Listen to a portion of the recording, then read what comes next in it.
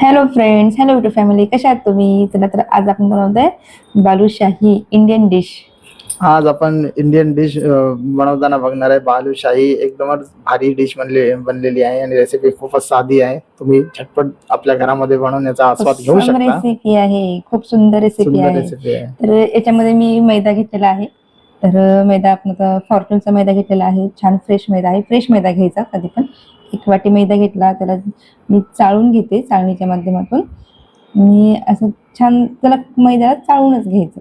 चाळून झाल्यावर तुम्ही बघा किती छान ते दिसत आहे. त्याच्यामध्ये मी 1 चुटकी मीठ आणि 1 चुटकी खायचं सोडा हे टाकलेलं आहे आणि 2 ते 3 चम्मच तूप टाकलेलं आहे. तर छान मिक्स केलेलं आहे.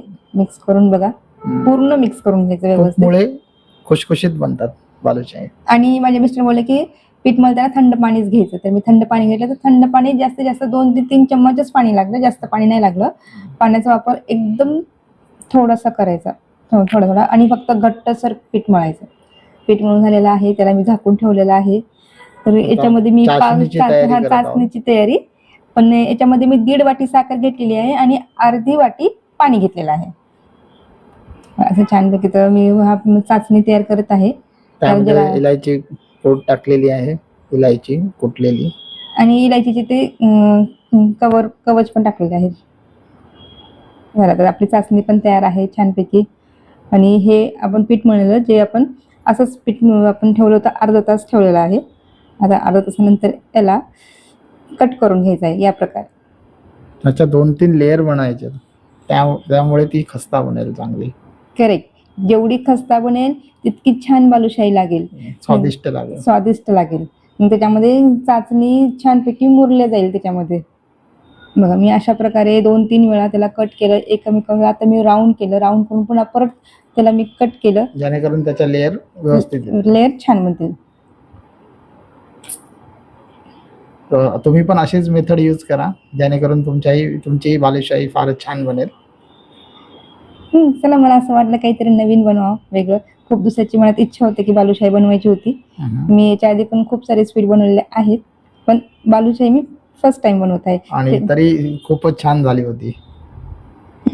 आणि आम्ही असं ठरवलं दोघांनी मिळून की चला आज मग याचा एक व्हिडिओ पण छोटासा बनवूयात. मग आम्ही हा व्हिडिओ पण शूट केलेला आहे. मी खूप दिवसांनी जेवणाचा व्हिडिओ बनवलेला आहे. बघा तुम्ही आता, हे किती छान.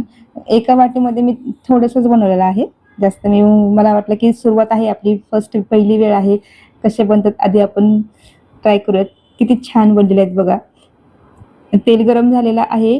तेल गरम झाल्यावर तेलाची जी फ्लेम आहे ना, लो टू मिडियम ठेवायची आणि ते फ्राय होताना त्याची धीमीच ठेवायची फ्लेम, एकदम आच. बघा, या प्रकारे त्याचा कलर हळूहळू चेंज होतो, गोल्डन ब्राऊन करायचा आहे.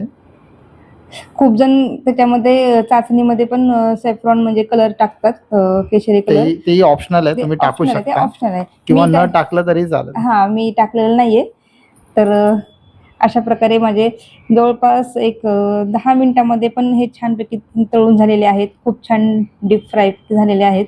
आणि आता आपण हे सर्व चाचणीमध्ये ऍड करूयात. बघा, आता आपण हे सर्व चाचणीमध्ये ऍड करूयात.